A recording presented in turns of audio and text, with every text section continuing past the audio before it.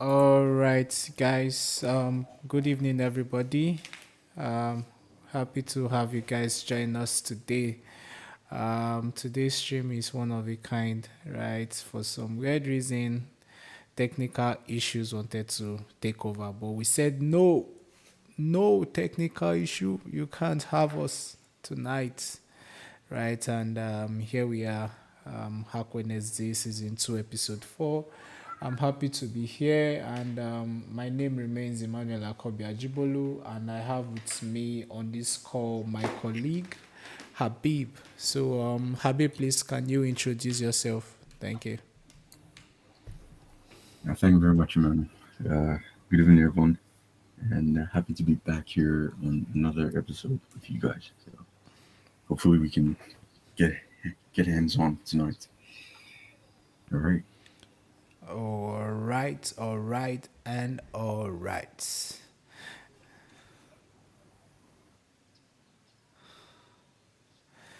Yeah, so because of the delay, I'm just going to take a moment to share the link on the various platforms. So we hopefully can have more people join us. Okay, we are a little bit behind time, but yeah, I guess there's still a lot we can actually do today. Okay. In fact, someone is asking for the link already. So let me just send it here. Let me send it here. And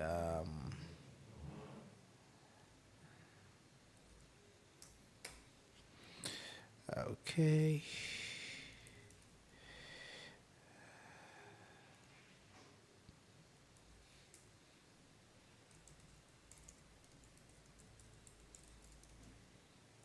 Okay, so why sorting that out? Yeah, Habib, as usual, how have you been?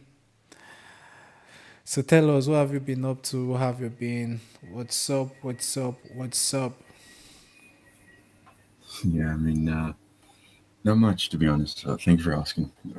Just the usual pen test engagements. Some personal developments along the line, and yeah, I think that sums up like pretty much of my week. But it's been fruitful. Okay. So you said pen How about yourself? test and pen test and what? And some personal developments on the side as well. Okay, Gotta nice. gotta I keep think yourself. Yeah. I actually like that part of personal development. People Hmm. because I mean I think one downside to our job is that you're always learning. You're always Of learning. I course, don't yeah, know if I should call it downside or good side. yeah. I mean, So it depends. yeah. Yeah, so one thing is being able to balance working full time and as well personal development. That is one thing I think people don't talk about as much as they are supposed to.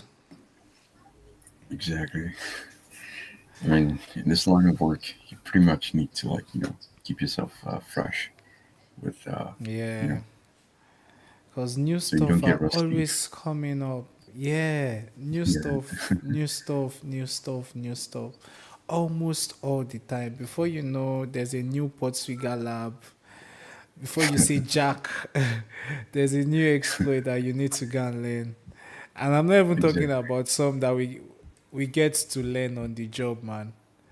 That Of is course, yeah. minus the one that we get to learn on the job. Because I mean, there are some times um, where when we are working, maybe you just come across the technology for the first time, and I mean, your client is not going to hear that you are just coming across the technology for the first time, right?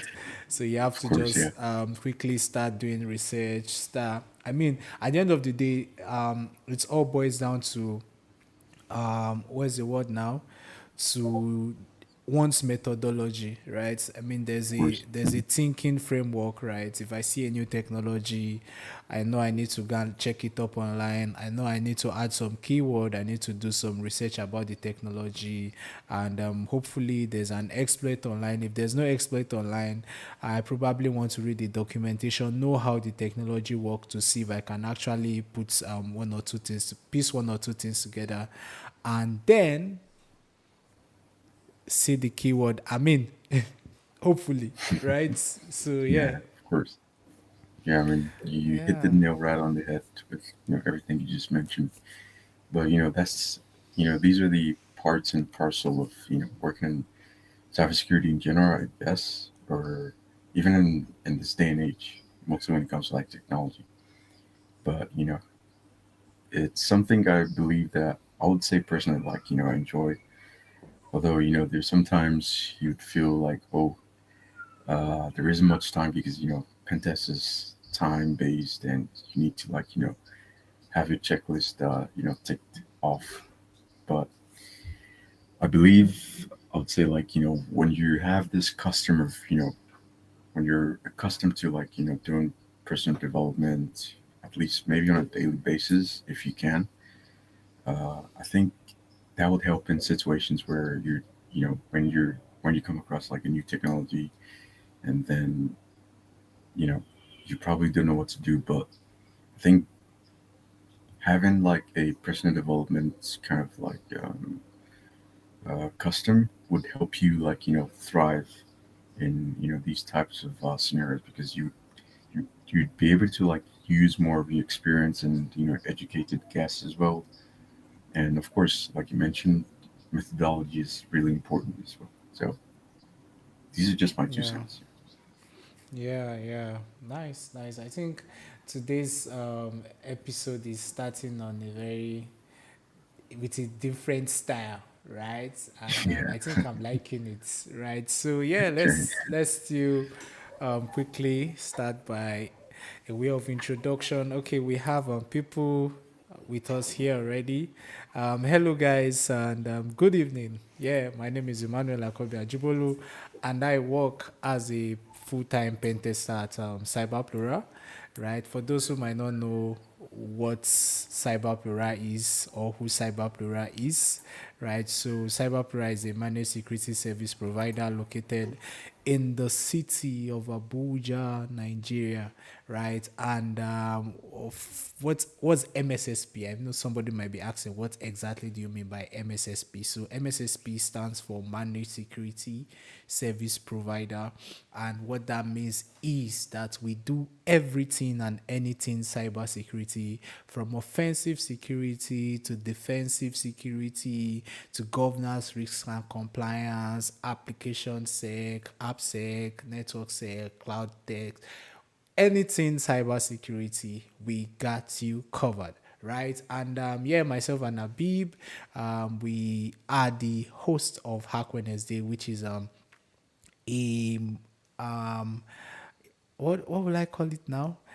Basically we meet every second and fourth Wednesday of the month, right? And then we talk about hacking. We just try to do this in a chill manner, right? And just talk about some things we've seen in the wild while learning, right? While learning and trying to help those who join us to learn as well, right? Yeah, so that is us. So please, a big shout out to the management team of Cyberpura for giving us the opportunity, right? So if you've been following us, you know that definitely Emmanuel and Habib are not the best streamers in the world, right? I mean, if, in fact today, Yeah, in fact today, where everything was all set, and then we hit the start streaming button, and we just got a new error that we are just seeing for the first time. So we had to quickly fix that, and so sincere apologies for the late timing today, but I mean we've learned another thing. And if you are being honest with us, you probably must have noticed that uh our audio is far better than when we just started, right? And yeah, I believe our video quality as well is better. So yeah, big shout out to those who have been enduring enduring with us, right? Okay, so we Hundred have percent, someone laughing, 100%. right? But I mean, I feel we are getting a better hang of it, and the journey is getting smoother and smoother and smoother. Yeah.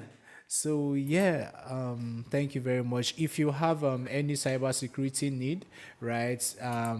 Whatever your cybersecurity need is, whether you need a pen test for your mobile application, for your web application, for your network, for your cloud infrastructure, or you need some cloud engineering service, we got you covered, right? And if you need to set up visibility in your environment, we got you covered, right? And if you need to stay I think that's gonna compliant be our or new you need slogan. to yeah, and you need maybe you want to get ISO 27001. I mean, let me talk about that one because I recently completed the course on that, right? Or whatever compliance Yay, need you have, we got you covered. Yes, so covered. please feel free to send us feel free to send us a mail at hello@cyberpura.com, or if you should just search Cyberpura on the internet on Google, you are going to get our office phone number. You could give us a call, whatever time of the day it is. We are going to respond as soon as we can, and we'll help you meet your cybersecurity needs. So, yeah, yeah, yeah, that's it for the marketing part. And I think I should go register for radio broadcasting because I think my Yeah, marketing skills are getting better. of course. Yeah, getting more adept at this point. Yeah, But yeah, yeah, yeah. All right, all all right, right, all right. So thank you. Hey Ray. I think Ray, good evening. How you doing? How you doing, brother? Or how you doing, sister? Which are you? Okay, so without wasting much time, I think we need to get back to our material, right? So for this episode, we are talking about API and we're using PortSwigger Web Academy, Web Security Academy, right, as our resource resource material. So currently we're doing API testing, right? So yeah, think let's pick up from where we stopped. Oh, thank you, Raymond. Thank you, Ray. He said, it's good. Nice, nice, nice to hear from you. Thank you. I'm happy you're good. If you're good, then I'm good. yeah, All right, all right. So, without wasting much time, I think previous episode, yeah, I'm just going to allow Abib do a brief recap of what we've done before now, before we start digging into the material. Yeah, thank you, Abib. yeah. All right, no worries. Okay, so over the past few 3 episodes now, we've been having a lot of discussions about APIs and how to test them and how to use the documentation as well to get the best out of finding vulnerabilities or flaws within an API architecture. So previous episode we also looked at how a lab on how we can use the documentation to exploit it, as well as reconnaissance on how to find API endpoints. Yeah, so this is just a very succinct introduction because we're pretty much uh, running out of time for today's episode. So I'm just gonna hand over to Manu so we can get things started from where we stopped. All right. Yeah, thank you, thank you, thank you, Habib. Yeah, thank you for making it. I'm keeping it very brief, and yeah. So identifying previous episode we started talking about how to identify API endpoints, right? And then we spoke about okay, so let's just quickly go through this, right? And yeah, so you can also gather a lot of information by browsing application that use the API, right? We spoke about if you start seeing slash API, right, as part of the URL, then that is that's a good pointer to the fact that you might actually have an API in place, right? And yeah, we also spoke about Bob Scanner, how you can use Bob Scanner to extract endpoints during crawling, right? Or you could check JS Link by and you could use JS Link Finder from B App Store. And in the previous episode, we actually went for that to set up JS Link Finder in the B App Store, right? So if you, just in case you missed that, please you could, the recording for that is available on the channel, so you could go watch that in your free time, right? And also finally we spoke about reviewing JavaScript files, right? Yeah. So yeah, interacting with API endpoints. Once you've identified API endpoints, interact with them using Bob Repeater and Bob Intruder, right? This enables you to observe the API's behavior and discover additional attack surface. For example, you can investigate how the API responds to changing the HTTP method and media types. As you interact with the API endpoints, review error messages and other responses closely. Sometimes these include information that you can use to construct a valid HTTP request. Okay. Good evening, Neo. Neo, good evening, man. Good evening, brother. How you doing? Yeah. So, Habib, what do you have to say about this? Okay, so before I, start my spiel, I'm just gonna say good evening to Neo as well. Thank you for joining us. So regarding this, you know, this is pretty much, I would say, like pen testing 101, I guess. Uh, Mm, so when it comes to like interacting with API endpoints, I mean, Burp Suite is, or Burp Suite in general, like the repeater or the intruder, or even like the HTTP history of Burp is like number one when it comes to, uh, you know, seeing the interactions or the requests that are going between API endpoints, and as well as when it comes to like using it to analyze and to see what's going on between requests. So these can be used, and when it comes to like interacting it more specifically, when we narrow it down, you'd want to like try basically just changing a couple of settings or a couple of protocols. For example, here it says that we could it says you can try investigating how the API responds by changing the HTTP method or the media type.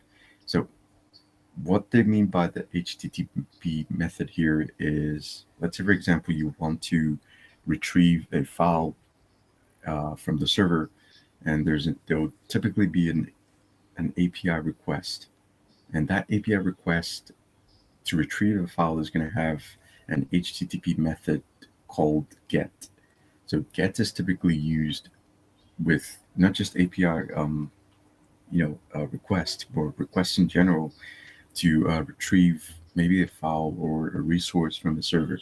So if you find, for example, a request, that has like a get request, that has the get method, HTTP method, you could change it to like a post method or to another method like options or patch, just to see the behavior or like the how the API responds, or if it throws a different error, or maybe it actually does what the method is intended to. Uh, you know, that way you can start getting like a very in-depth overview of how the API is designed, or if there's any flaws basically. And I don't know, Emmanuel, if you could open on your Firefox HTTP methods. I think Mozilla Firefox has like a brief documentation that could help our audience okay. to Okay, understand boss. more.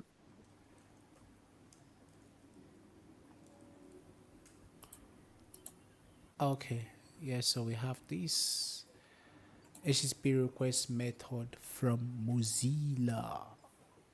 Yep, Yeah, there it is. Yeah, so as we can see here, we have like different methods. So, just it says HTTP defines a set of request methods to indicate the purpose of the request and what is expected if the request is successful. So, like for me, like sometimes I will typically just open this, but I've been more accustomed to, what these requests, like each request, what it does, and what the intended, purpose is. As you can see it at the very first sentence.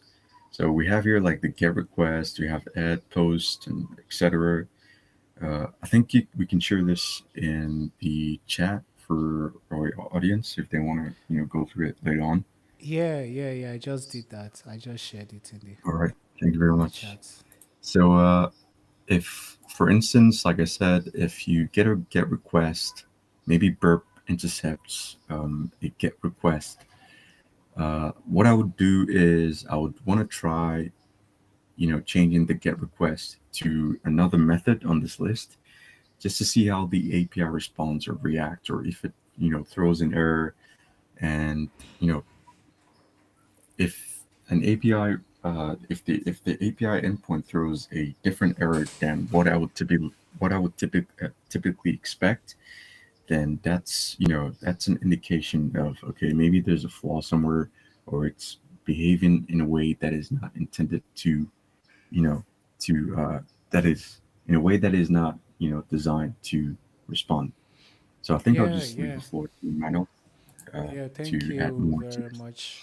Thank you very much for that, Habib. Yeah, just like you said, you want to review the error message and other responses closely. I mean, for me, my own methodology, right, is usually once want to test for method, whether it's a get method or it's a post method, I just want to change it to options, right, to see the methods that are available, right? So if for those who might not know, so we have different type of method. Option, basically, this option, the option method describes the communication option for the target resource. So it's probably going the after, when I send this, it's going to show me the available methods, right, and then I can start testing the available method. And sometimes, just because I'm paranoid, even methods that are not allowed, that are safe method that are not allowed, I still want to test for them sometimes. Right. So what do I mean by safe method? Methods such as delete, right? Because delete is a very sensitive and powerful method, right? Because it could actually delete something on the test on the system that you're testing. Put is used for editing, right? So yeah, you also want to be careful with this. Patch as well. Post, yeah, depending, post in some situation can actually be dangerous. Yeah. So yeah, these are some things that you want to look into when you've identified an API endpoint, right? And how you interact with them, right? And also, I feel I need to talk about this, right? Because it's something that I've actually seen. I know it's not directly linked or directly connected to what we are talking about today, but I feel it's important we talk about it, right? In as much as you are trying to hack in quotes, right, during the course of a pen test, right, during the course of an engagement, it's also important that as pen testers we note some very very important things, right? Some um misconfigurations, right? Some easy to miss. I mean, it's easy for one to just get so focused on breaking into the system that there are some misconfigurations that have an impact that one as a pen tester could actually miss. So let me give an example. Okay, um, not too long ago, right? I was on. We had an engagement, and the app was poorly developed, right? And all login details were being sent in a get request, right? That's like very, very, very bad practice, right? All login, like, oh, it's because I mean, default is you send login details, that is username and password in post request, right? And yeah, at that point we're not hacking into the system, right? But as an experienced penetration tester, I knew that was a pure no no. Okay, right? Because what that means is that the user's credentials are going to be locked in the server, right? And that is like very very bad practice that could get one in trouble with all these compliance guys, right? NDPR for those in Nigeria, GDPR, and all those kind of stuff. Because imagine if I could hack into the server and I lay my hands on the access log and I lay my hand on the log, right? That's just going to be an easy win for me as an attacker, and that defeats the whole purpose of hashing users' password, right? Because the Yeah, user's password are basically getting logged as plain text plain on text. the in the log, right? So yeah, so these are some things I believe are what noting down, right? Sometimes it's easy for, I mean, that's like, if you ask me, that's a critical finding, right? But that's a critical finding that does not necessarily involve breaking into the system, right? Right. So I think Yeah, I need to talk about that as well. of Right. So course. yeah. Well said. So let's move to identifying supported HTTP method. Right. So yeah, we spoke about some of these things already. So identifying supported HTTP method. The HTTP method specifies the action to be performed on the resource, just like Habib was explaining. So for example, get retrieves data from a resource, right? Patch, right? Patch applies partial change to a resource, right? So maybe you want to update data, right? Then option retrieves information on the type of request method that can be used on the resource. So just like I was explaining the other time, since when I want to check for supported method, I just use options, right? Instead of manually checking one after the other. I first use options, get those what is supported, and because I'm paranoid, I check for some other safe method that I could actually check for in that context. Okay, so an API endpoint may support different HTTP method.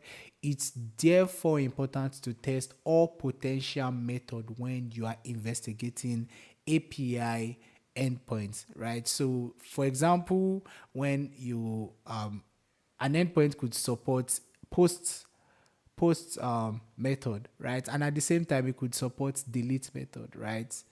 Yeah, so these are some things you want to check out for, right? So this may enable you to identify additional endpoint functionality, opening up more attack surface. And when you're carrying out pen test, right, you want to have as much attack surface as possible. The higher your attack surface, the better your chance of breaking into the system, right? Habib, do you have something to add to this? Yeah, no, I mean, not much at this point, but I mean, I agree with everything you've mentioned here. You know, the wider the attack surface, the more chances you have of breaking into the system or exploiting some of the vulnerabilities that you have. So yeah, Yeah. So, for example, the endpoints API /API /tags may support the following method, right? It may support get, it may support post, and it may support delete. Get to retrieve a list of tags, post to create new tags, and delete a specific task, right? So let's say for example you visited it, maybe you're trying to retrieve a tax, right? You can't just assume that's all there is to the endpoint, right? You want to probably use test for other options, right? For example, just for because I mean you might have posts request enabled, right? But it's not something that one could easily tell, right? And it might be a misconfiguration, which means you might be able to create tags on that particular application, which might be out of your might be out of scope for the particular user account that you're using. Or better still, you just might be able to delete tags. And even if you're able to create tags, you might be able to delete maybe it might not be, it might, what's the word now? Okay, okay. You might be able to delete tags that you are not supposed to be able to, right? So these are some things you want to check for. So right, so you can use the built-in HTTP verb list in Bob intruder to automatically cycle through a range of method, right? So note, when testing different HTTP method, target low priority objects. This help make sure that you avoid unintended subsequence consequences, right? So very important, because there are some methods that are dangerous, methods like delete, methods like patch, method like put, right? You want to be sure, you want to play safe, right, when forcing for this type of method. So for example, altering critical items or creating excessive record, right? So very, very, very, very important. Very, very important. Yeah. I mean, yeah. I mean, the other thing I'll probably add to this, this caveat is if you're going to be testing, like, iterating through these methods, like each one of these methods, I think one of the best ways or best practices to test that is to do that on a test account that is probably assigned to you or probably one you created yourself. You want to be very cognizant of not, testing these methods on customer data, for example, within the server. So that's Yeah. one other thing I Yeah, just very, wanted to add. very, very important. Very, thank you for bringing, for mentioning that. Because I mean, imagine maybe during the course of a pen test, you compromise a low level user, right? And after compromising the low level user, you decide to force for method, right? Maybe you're forcing for method on the API, right? You're forcing for the API method on some particular endpoints, right? And you don't want to do the forcing with the compromised user accounts, basically, Yeah, because that's what Bibi is explaining. Because that might lead to you altering the users data, right? And you don't want to be in the yeah, situation where it's not possible for you to restore it back to to the way it was, right? exactly. Right, in Nigeria we say you go explain, explain tire. You go Of explain. course, yeah, Nobody go understand. Nobody's gonna hear that, yeah, right? Because so you want to make of sure course, when yeah. you are You doing have to this like, fuzzing, you are doing it in the test users account. Yeah, babe, you say something? no, no, no. You said it. Yeah, thank you very much. Thank you, man. So you want to make All sure right, you are thank doing you as well. this in the context of the test user.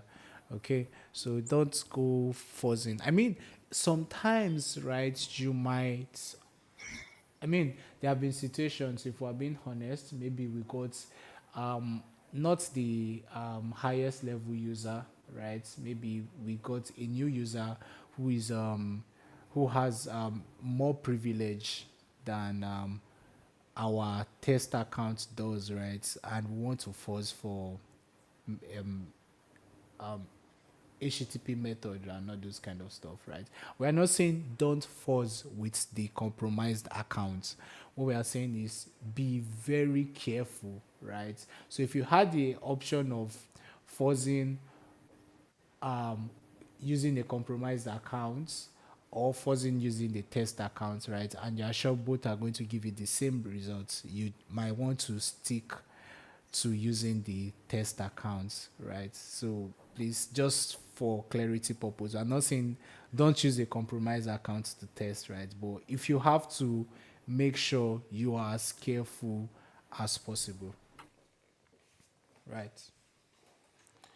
Okay, so identifying supported content type, right? So we spoke about method, we spoke about fuzzing for method, identifying supported method and stuff. Okay, okay. I mean, we have a funny comment from Neyu. Nayo says, imagine being the cause of a denial of service attack. Oh man, Of course, yeah, oh you don't want to man, have that. you don't want That that, is man. like, You don't want that, of course, and that's like, right? well, one of the things you have listed in the rules of engagement. You know, Yeah, like, I mean, yeah, literally every client you don't want to cause, because that is a business critical. You know, um, how would I put it? It's a business critical kind of like vulnerability, because you can cause downtime, and customers or your clients that could lose, they could lose money, and yeah, customers themselves. So you want to be cognizant that you don't cause a DOS attack, so you don't get, you want to see yourself in court.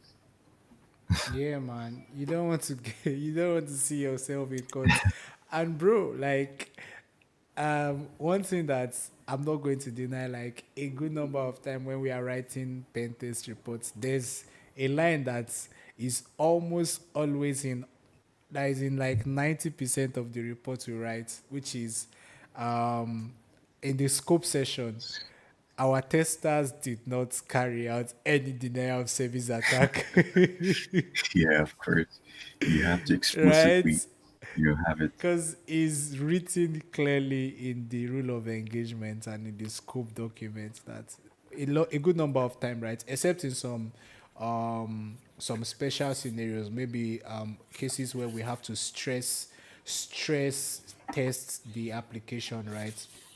Right, but Hmm. I mean, in my own experience, 90% of the time, denial of service attack or distributed denial of service attack is usually out of scope 90% of the time, right? So imagine you now do something that leads to that, right? Bro, how does this guy say it? Two portion of rice. Yeah. All right. So thank you very much for that, Nayo. Thank you for that beautiful contribution. Right. So like we're saying, so we've spoken about identifying and enumerating for supported HTTP method. So now we want to move to identifying supported content type. Supported content type. So I want to believe some persons might be asking, what do you mean by content type? Calm down, calm down, calm down. Let's read through it and then we will explain. Okay, so API endpoints often expect data in specific formats. Okay, so remember when you are using when you are browsing the web application, when you are using an application, right? Maybe web application that is powered by API, mobile application that is powered by API, whatever type of application it is that you are using, right? You are going to be retrieving information from the application and you are going to be sending information back to the application, right? So these are two things that are going to be happening back and forth, back and forth, back and forth, right? And for situations where you'll be sending information to the application or to the server, right? There is a format that this information that you are sending is expected to take, right? So API endpoints often expect data in specific formats, right? Okay, so they may therefore behave differently depending on the content time of the data provided in a request, right? So changing the content time may enable you to one, trigger error that disclose useful information. Two, it may help you bypass flawed defenses, right? Or it may help you take advantage of differences in processing logic.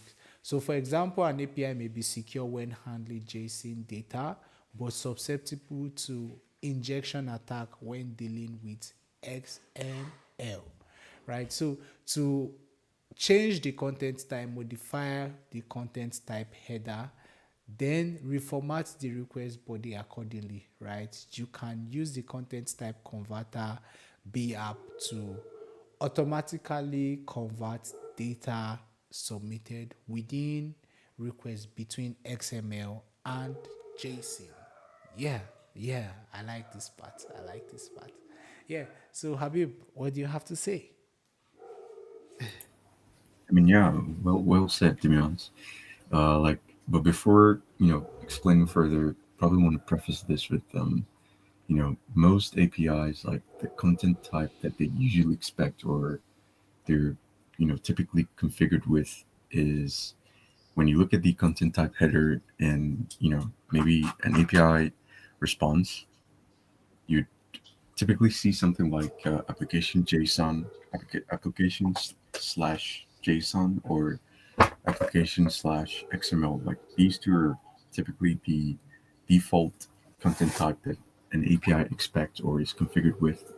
So, like the material says, like you'd want to change, to different content types just to see if the API throws, different error message. And of course, we've seen cases where an API is, secure when it takes, JSON. Jason. Yeah. And yeah, and on the other hand, it's giving you an unintended, error message, for example. And these are things like you want to test for example. And one other way that I usually validate, the expected content type that an API expects is when I send when I send a request, I would typically want to look at the response headers, whatever um, you know whatever value that is specified in the content type header. That is a clear indication, or at least most times a clear indication of the expected content type that the API server is configured to handle. So yeah, I mean I'll hand over to Manu. And Yeah. Yeah, man. So thank you. Beautiful contribution.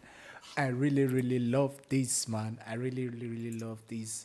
And yeah, I think what I just want to say is, yeah, you spoke about getting error, right? I mean, like a good number of time during pen tests, you are just looking for the application to misbehave, right? Maybe when you send a request and then it behave in an unintended way or unexpected way, right? And usually, when the application behaves in a non-intended or an unexpected way, a good number of times is going to inform you on something that you could actually do in order to take advantage of the application, which is one thing. Now, another thing is depending on what the code looks like at the back end, right? Depending on what the code looks like at the back end, um, maybe the development team has carried out adequate protection from data being sent in JSON format, right? But the server is accepting and processing XML data, right? But all the defense that has been created on the back end, right, is for JSON, right? So if one gets if one should send XML, right, and XML send XML data, right, to the back end, right, and it gets processed, right, so that in itself has defeated all the protection, right? Because it's meant for just JSON data, right? Which is one thing. Now, another thing is that XML is very, very messy, right? Right? XML can be very, very dangerous, right? If not set up properly, right? If not handled properly, right? So, yeah, so if you're expecting only JSON, make sure proper validation is done. And if somebody is sending XML data, it is not being accepted, right? Because if it's being accepted, it's introducing a whole new attack surface, right? which the application might not be prepared for, right? So yeah, I think that's what I want to add. That's what I want to add, right? And yeah, we could actually set up. Okay, so because I mean, not everybody is great at converting this data type. So what we'll just do now quickly is I'll bring up my Bob, and then we will talk about some of these things even while we proceed to our next lab. Okay, so let me load up my Bob suits. Okay, and let's go to the lab for today. Let's get to the lab for today. Okay, so to solve the lab, exploit a hidden API endpoint to buy a lightweight lit leather jacket. You can log into your own account using the following credential: winner, Peter, right? And to solve this lab, you need to know how to use error message to construct a valid request, how HTTP methods are used by RESTful API, how changing the HTTP method can reveal additional functionality. Okay, so Bob is up, so I'm just going to bring up my Bob suits. Right, right, all right. Okay, and yeah, so let's start up the lab. Okay, so it's past 9 p.m. Nigerian time already. So I don't know. Should we hit the brakes here, right? And then we'll carry out the hack in our next episode, or we just quickly rush through this in the, let's see, 5-10 minutes, and then we call it a day. What do you think we should do, Habib? Because I don't want us to Yeah, I mean, shoot beyond the time. I don't mind, to be honest. We could, do a little bit of intro, I guess. Just to get our feet wet for next Okay. episode. Okay, so this is the web application. We are supposed to buy this lit jacket. Oh man, this is a lot of money, man. Yeah, Bro, this is like almost $2,000. Ah, sorry, almost 2 million naira rather. Oh my god. Wow. yeah, that's a lot of money on a jacket. That's a very expensive jacket, I guess. But why pay for it when you could get it for free? And Oh my god, I hope I don't get in trouble for saying that. no, Okay, so we have this. So we you have don't want to do the that. lab. Okay, so I'm just going to grab the link, and I'll turn on my Bob browser, my Chromium. Okay, so we can intercept all the requests. Okay, new release ready to install. Okay, I'll do that after the stream, guys. Okay, Neyo is saying we should continue. All right, Neyo. All right, all right. You spoke and will listen. Okay, so all right, so we have that. So yeah, so if we come to the HTTP history tab, you should see all the resource, right? Install on Nest. Okay, you should see all the HTTP requests, right, for the application. So okay, I need to bring this up on the screen because I have this on my other screen. Okay, so okay, let me share my screen, then have this here. All right, so we have all of these, and then this is the application, right? So usually you want to click on the clickables, right? My account. So I need to log in here. Okay, so let me get my credentials. Okay, so let's get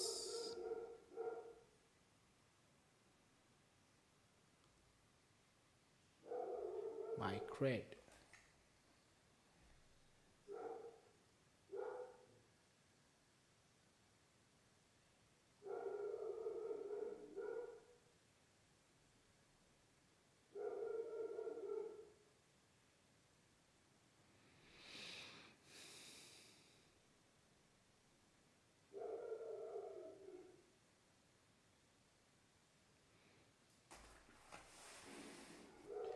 Okay.